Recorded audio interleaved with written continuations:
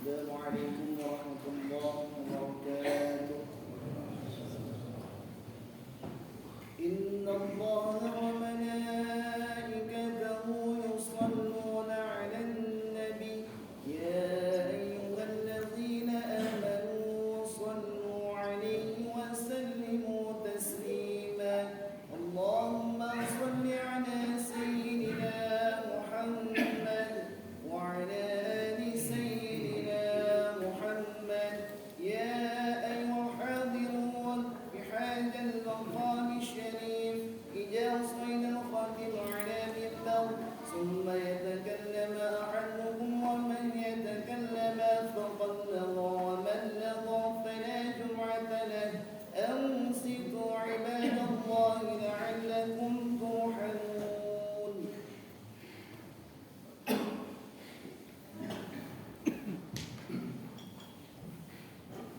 Bismillahirrahmanirrahim. Assalamualaikum warahmatullahi wabarakatuh. الله أكبر الله أكبر الله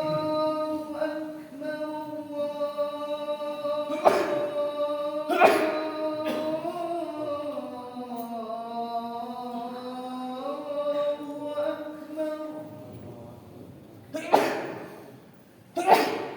أشهد أن لا إله إلا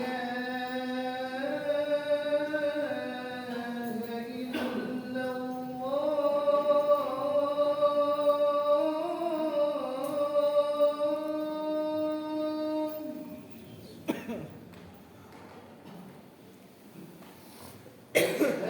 أن لا إله إلا الله.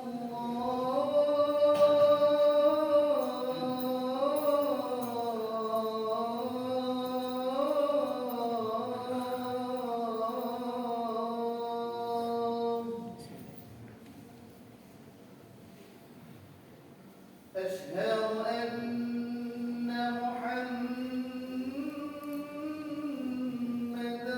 رسول الله.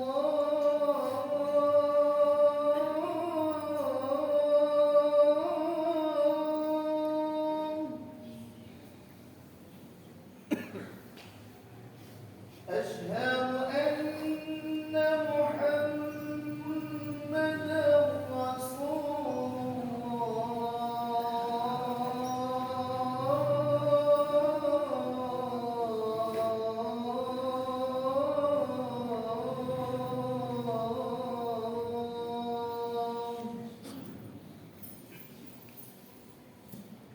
حي على الصلاة.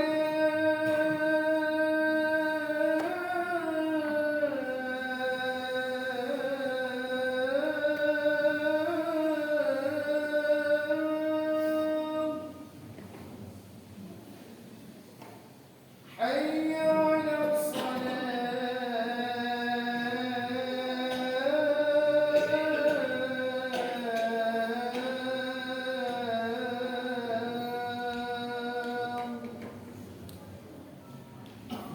حي على الفلاح.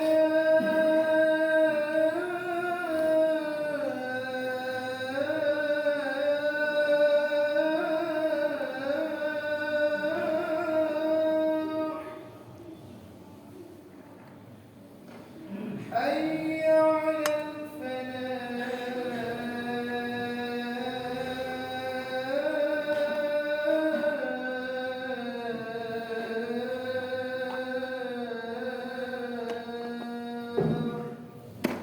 الله أكبر الله أكبر. لا إله إلا الله.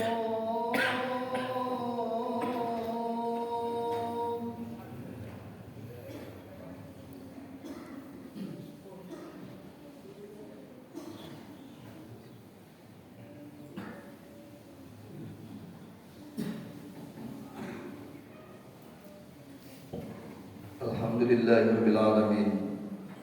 Wal 'aqibatu lil muttaqin. Fala 'udwana illa 'alal zalimin.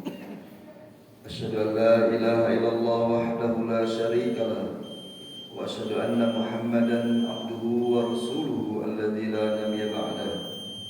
اللهم صل على نبينا محمد وعلى آله وأصحابه ومن تبعهم بإحسان إلى يوم القيامة. أما بعد، يا أيها الذين آمنوا اتقوا الله حق تقاته ولا تموتن إلا وأنتم مسلمون.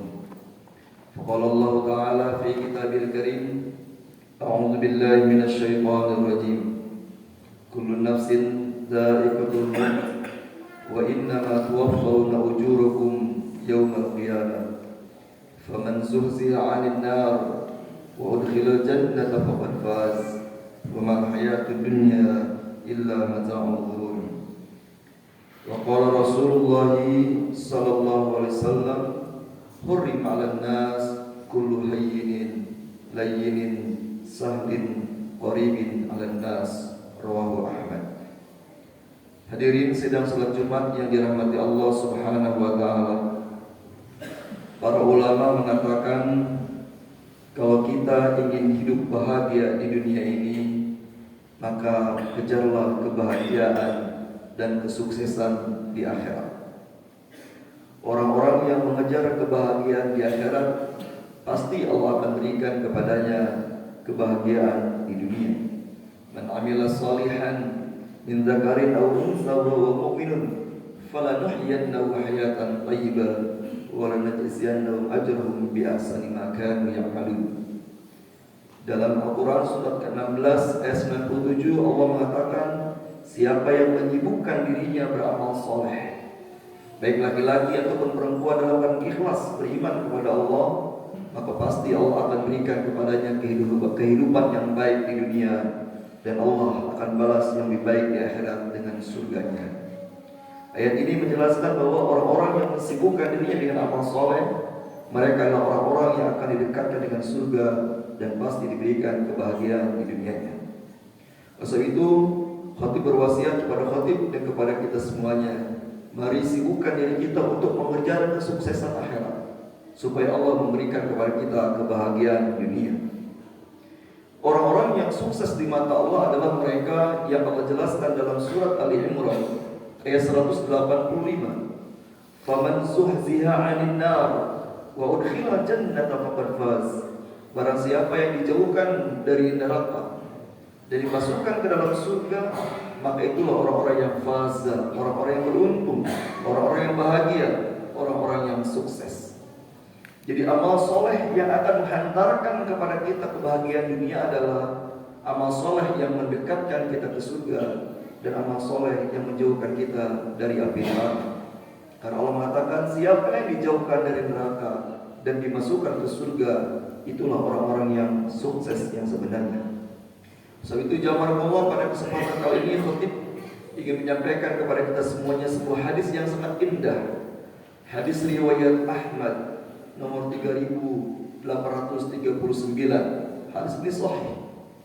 Nabi mengatakan ada 4 sifat orang beriman yang akan menjadikan dia diharamkan masuk ke dalam neraka. Kalau kita memiliki keempat sifat ini, bukan saja kita dapat kebahagiaan, kemudahan, tapi Nabi katakan orang ini diharamkan masuk ke dalam nerakanya Allah Subhanahu wa taala. Jika sudah diharamkan ke dalam neraka, pasti dia akan diwajibkan masuk ke dalam surganya. Maka para ulama mengatakan tidak banyak manfaatnya ilmu agama yang kita miliki, tidak banyak manfaatnya ibadah yang banyak yang kita lakukan kalau kita tidak memiliki keempat sifat ini. Sifat yang pertama Allah Nabi katakan yang diharapkan masuk neraka adalah hayyin. Hayyin artinya kasih sayang, tidak egois, tidak mudah marah, tidak gampang terprovokasi. Orang-orang yang hayyin adalah orang-orang yang hidupnya penuh dengan kasih sayang. Khatib menyampaikan satu hadis yang sangat masyhur tentang sifat hayyin adalah seorang wanita pelacur, seorang wanita ahli maksiat. Karena sifat hayyinnya, sifat kasih sayangnya kepada seekor anjing yang kehausan, sehingga dia berjuang memberikan minum kepada anjing dengan susah payah.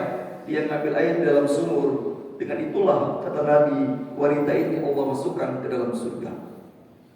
Tetapi sebaliknya ada seorang wanita ahli ibadah yang ternyata di hari kiamat Allah masukkan dia ke dalam neraka. Hanya gara-gara dia mengurung seekor kucing sampai kucing itu mati kelaparan. Ahli ibadah Allah masukkan ke dalam neraka, sementara ahli maksiat Allah masukkan ke dalam surga karena satu sifat, yaitu hayyin. Masa itu jamaah Allah, mari tumbuhkan dalam diri kita sifat hayyin, sifat kasih sayang, sifat mudah menyayangi orang lain, sifat menyayangi makhluk Allah yang lain. Ada seorang sahabat ketika melihat Rasulullah SAW mencium Hasan dan Husain, maka sahabat ini mengatakan, Rasulullah, aku punya anak 10. Dari ke-10 anakku tidak ada satupun yang pernah aku cium. Tidak satupun anak di atas anakku yang aku manjakan. Nabi mengatakan, man la yarham la yurham. Siapa yang tidak menebarkan kasih sayang, maka dia tidak akan disayangi. Irhamu man fil ardh yarhamkumullahu man fis sama. Sayangilah makhluk yang ada di bumi ini, maka yang di langit yang akan menyayangi kita semuanya. Jadi jamaah Allah, salah satu sebab utama kita masuk surga adalah karena rahmat Allah. Dan rahmat Allah berikan kepada orang yang memiliki sifat kasih sayang. Tidak mudah marah, tidak egois, tidak mementingkan diri sendiri. Bahkan orang-orang yang puncak hayyin, orang-orang yang berada di puncak hayyin adalah mereka, Allah mengatakan, azizun alaihi ma'anittum harisun alaihi bil mu'minina raufur rahim. Orang-orang yang pada puncak hayyin adalah mereka tidak pernah tega melihat orang lain susah dan berharap orang lain bahagia dan selamat. Andai saja para penguasa ini memiliki sifat hayyin, maka yakinlah rakyatnya akan makmur.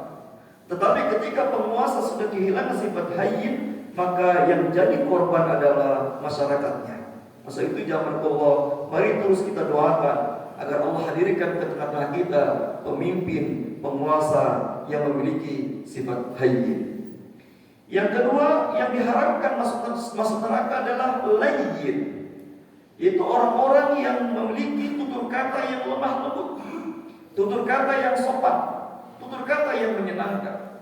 Masyarakat Arab bahkan ketika mereka sudah masuk Islam pun itu punya kebiasaan mereka kalau berbicara saling meninggikan suara. Mereka sangat keras kalau berbicara. Kemudian Allah paksa para sahabat Nabi untuk melembutkan pembicaraannya. Tidak lagi meninggikan suara, tidak lagi bertekad kasar. Allah mengatakan, ya ayyuhalladzina amanu la tarfa'u aswatakum fawqa sautin nabiyyi kadahdikum ba'dukum li ba'din an tahbata a'malakum wa antum la tashkurun. Allah katakan, orang beriman, janganlah kalian meninggikan suara kalian di atas suara Nabi. Sebagaimana kalau kalian, kata Allah, kalau berbicara satu sama lain saling meninggikan suara. Kalau kalian berbicara suara kalian lebih tinggi daripada suara Nabi, maka hanguslah seluruh pahala amal kalian. Ayat ini adalah ayat memaksa dari Allah agar sahabat Nabi merubah kebiasaan gaya berbicaranya. Tidak lagi mereka saling meninggikan suara. Sementara Nabi adalah orang yang lemah lembut jika bertutur kata. Dan Allah paksa semua sahabat, orang yang berjumpa dengan Nabi, tidak berkata dengan kata-kata yang volumenya lebih tinggi daripada suara Nabi. Masa itu jamaah Allah, orang-orang yang berbicara lemah lembut, orang-orang yang berbicara dengan sopan, dengan santun, orang yang berbicara menyenangkan, maka inilah pribadi yang akan Allah mudahkan baginya masuk surga, bahkan diharamkan masuk neraka. Masa itu jamaah Allah, lisan kita menunjukkan kualitas iman kita. Bahkan Nabi mengatakan selamat celakanya manusia di hari kiamat sangat tergantung dari lisannya.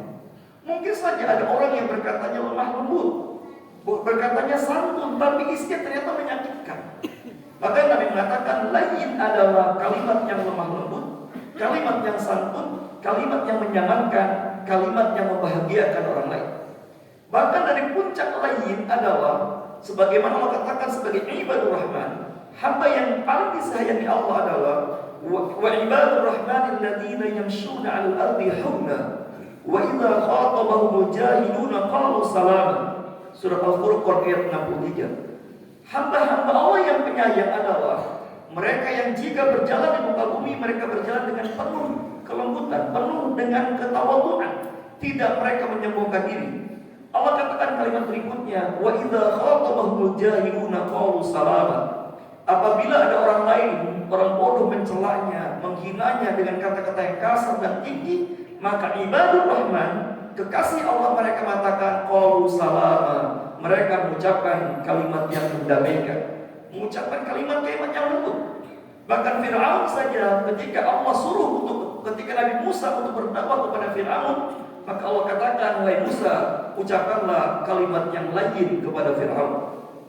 Bahkan Rasulullah SAW, Allah jelaskan dalam Al-Quran, ketika Rasulullah merasa sakit hati, ketika Rasulullah merasa terusik hatinya gara-gara makian orang-orang kafir, Allah katakan, walaqad na'lamu annaka yadhiqu sadruka bima yaqulun.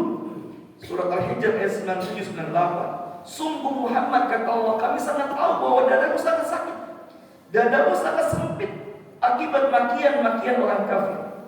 Allah katakan, fasabbih bihamdi rabbika wa kum minas sajidin. Oleh sebab itu maka perbanyaklah engkau bertasbih kepada Allah Subhanahu wa taala. Allah menyuruh Rasulullah ketika ada kalimat-kalimat buruk yang dilontarkan kepadanya, kepada Rasulullah SAW, maka Allah menyuruh Rasulullah untuk memperbanyak bertasbih dan berzikir kepada Allah Subhanahu wa taala. Imam Syafi'i mengatakan, manusia yang paling bijaksana adalah, lihatlah ketika dia marah, kalimat apa yang diucapkannya. Ketika dalam kondisi marah dia masih bisa berkata lain, itulah sesungguhnya manusia yang bijaksana. Sebab itu maka wajar orang seperti ini diharamkan Allah masuk ke dalam neraka. Sementara Nabi ketika ditanya apa yang paling banyak menjadikan manusia masuk neraka, ma'at sayudkhilun nas an-nar. Wahai Rasulullah, apa yang paling banyak menjadikan manusia masuk neraka? Nabi mengatakan al-famu wal faraj, yaitu mulutnya dan kemaluannya. Masa itu jamaah Allah, marilah kita selamatkan diri kita di dunia dan di akhirat dengan kita pandai menjaga lisan kita, sampai syukur-syukur kita bisa mencapai pada puncak. Lisan yang baik adalah lisan yang lain, tutur kata yang lemah lembut, tutur kata yang santun dan sopan, dan tutur kata yang menyenangkan orang lain. Yang ketiga, sifat yang diharamkan Allah Subhanahu wa taala untuk masuk surga adalah sifat sahlin, yaitu sifat memudahkan urusan orang lain. Kalau tadi hayyin, kasih sayang, yang kedua lain, berkata yang lembut, yang ketiga adalah sahlin, memudahkan urusan orang lain. Investasi yang paling terbaik dalam hidup ini jamaah Allah adalah bagaimana kita bisa memudahkan urusan orang lain. Inilah investasi kebahagiaan yang paling terbaik. Nabi mengatakan, man yassara ala mu'sirin yassarallahu fid dunya wal akhirah. Barang siapa yang memudahkan urusan orang lain, maka Allah akan mudahkan urusannya di dunia dan di akhirat. Ketika kita punya masalah yang sangat berat, sulit kita mencari jalan keluarnya, kita sudah berikhtiar sebaik mungkin, kita sudah berdoa mendekat kepada Allah agar Allah mudahkan masalah yang kita hadapi, tapi gak kunjung ada kemudahan. Mari kita merenung, jangan-jangan kita masih suka terbiasa menyusahkan orang-orang terdekat kita. Kita suka menyusahkan orang lain. Karena siapapun yang suka menyusahkan urusan orang lain, maka Allah pun akan susahkan urusannya di dunia dan di akhirat. Hadis yang sahih riwayat Bukhari Muslim, Nabi mengatakan, ada seorang laki-laki dari Bani Israel yang tidak punya ibadah sunnah. Ada seorang laki-laki dari Bani Israel yang tidak punya banyak kebaikan.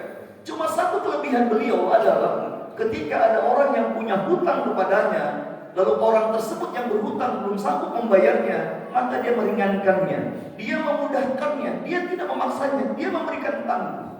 Orang ini punya itu kelebihannya, cuma terbiasa memudahkan urusan orang lain yang punya hutang kepadanya. Begitu dari kiamat Nabi mengatakan, Allah berkata kepada laki-laki ini, wahai hambaku, sebagaimana engkau terbiasa memudahkan urusan hambaku waktu di dunia, maka seluruh urusanku di hari ini, akulah kata Allah yang paling pantas memudahkannya. Maka dia dimudahkan hisabnya dan dimudahkan Allah masuk ke dalam surga karena terbiasa memudahkan urusan orang lain. Oleh itu jamaah Allah, investasi yang paling terbaik dalam hidup ini adalah jadilah orang yang memudahkan urusan orang lain, karena Allah pasti akan mudahkan urusan kita di dunia dan juga urusan kita di akhirat. Dan yang terakhir, sifat yang diharamkan masuk neraka Nabi mengatakan adalah qaribin, yaitu suka, mudah bergaul, mudah akrab dengan orang-orang yang baik. Orang-orang yang lain adalah orang-orang yang pandai mengendalikan lisannya. Tetapi orang yang qoribi adalah orang-orang yang juga tidak terlalu pendiam. Dia mudah bergaul, dia tidak jaiman. Rasulullah SAW dari semua kalangan orang tua, muda, bahkan anak-anak tidak pernah segan untuk mendekat kepada Rasulullah SAW. Karena Rasulullah pribadi yang mudah bergaul dengan siapapun. Nabi tidak pernah pilih-pilih untuk dengan siapa bergaul selama itu orang yang baik. Maka sebab itu jangan Allah, kita jangan pernah merasa bangga ketika istri kita segan mendekat kepada kita. Kita jangan merasa bangga ketika bawahan kita segan untuk akrab dengan kita. Ini bukan pribadi orang beriman. Justru pribadi orang beriman adalah mereka yang mudah bergaul dengan orang-orang baik dimanapun dia berada, siapapun kalangannya. Yang jangan adalah Allah mengatakan kita jangan mudah bergaul dengan orang-orang fasik, dengan orang-orang yang ahli maksiat.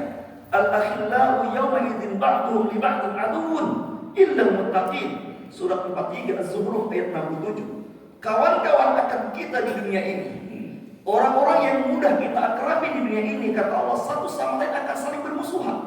Satu sama lain nanti di hari kiamat akan saling menjerumuskan ke dalam neraka, kecuali kita berkawan akrab dengan orang-orang yang bertakwa. Pasal itu jemaah Allah, ketika kita memiliki sifat qoribin, harus dibatasi, tidak dengan ahli maksiat, tidak dengan orang fasik. Karena kalau kita berkawan akrab dengan orang yang maksiat, ahli maksiat, berkawan akrab dengan orang fasik, maka kita nanti di hari kiamat akan dituntut oleh mereka. Mereka meminta pertanggungjawaban kepada kita. Kenapa kita tidak mengingatkan mereka? Maka kita kata Allah, teman-teman akrab kita di dunia nanti di hari kiamat akan saling bermusuhan, kecuali ketika kita berkawan akrab dengan orang-orang yang baik dan orang-orang yang bertakwa. Mudah-mudahan jamaah Allah, ketiga sifat ini Allah anugerahkan kepada kita, sehingga kita menjadi orang yang diharamkan masuk neraka. Yaitu sifat hayyin, kasih sayang, penuh kasih sayang, tidak egois, tidak mudah marah, tidak mudah merasa benci kepada orang lain. Sifat layyin, tutur kata yang lemah lembut, tutur kata yang santun, dan tutur kata yang menyenangkan. Yang ketiga adalah sifat sahlin, yaitu pribadi yang memudahkan setiap urusan orang lain. Dan yang terakhir adalah sifat qoribin, supel, mudah bergaul, mudah akrab, tidak suka menjaga jarak dengan orang-orang baik. Justru dia mendekat pada orang baik, akrab dengan orang baik. Mudah-mudahan sekali lagi Allah anugerahkan kepada kita keempat sifat ini, dan mudah-mudahan di hari kiamat Allah haramkan diri kita untuk masuk ke dalam nerakanya Allah Subhanahu wa taala. Barakallahu li wa lakum fil Qur'anil azim wa nafa'ani wa iyyakum bima fihi minal ayati wadh dhikril hakim wa taqabbalallahu minni wa minkum tilawatahu innahu huwal ghafurur rahim.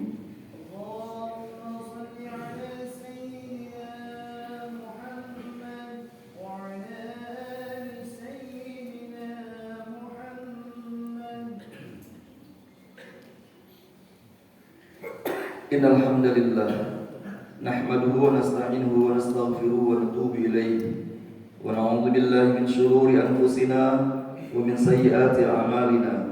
Man yahdihillahu fala mudilla lahu wa man yudlilhu fala hadiya lahu. Asyhadu an la ilaha illallah wahdahu la syarika lahu wa asyhadu anna nabiyyana Muhammadan 'abduhu wa rasuluhu alladzi la nabiyya ba'dahu. Allahumma shalli ala Muhammadin wa ala alihi wa ashabihi wa man tabi'ahum bi ihsanin ila yaumil qiyamah. Amma ba'du, ya ayyuhalladzina amanu taqullaha wa qulu qawlan sadida yuslih lakum a'malakum wa yaghfir lakum dhunubakum wa man yuti'illaha wa rasulahu faqad faza fawzan 'azima. Innallaha wa malaikatahu yusholluna 'alan nabi ya ayyuhalladzina amanu shallu 'alaihi wa sallimu taslima. Allahumma shalli 'ala Muhammadin fil awwalin wal akhirin wa barik wa sallim wa radiyallahu tabaraka an sadatina ashabi Rasulillah ajma'in. Allahumma ighfir lil mu'minina wal mu'minat wal muslimina wal muslimat al ahya'i minhum wal amwat. Rabbana zalamna anfusana wa illam taghfir lana wa tarhamna lanakunanna minal khasirin. Rabbana atina min ladunka rahmatan wa hayyi' lana min amrina rasyada.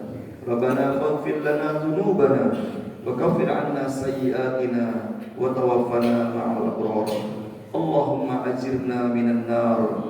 Allahumma ajirna minan nar. Allahumma ajirna minan nar. Rabbana atina fid dunya hasanah wa fil akhirati hasanah wa qina adzabannar wa qina adzabannar wa qina adzabannar wa adkhilna jannata ma'al abrar ya aziz ya ghaffar ya rabbal alamin. Sallallahu ala nabiyyina Muhammadin wa akhiru da'wana alhamdulillahi rabbil alamin. Aqimis shalah.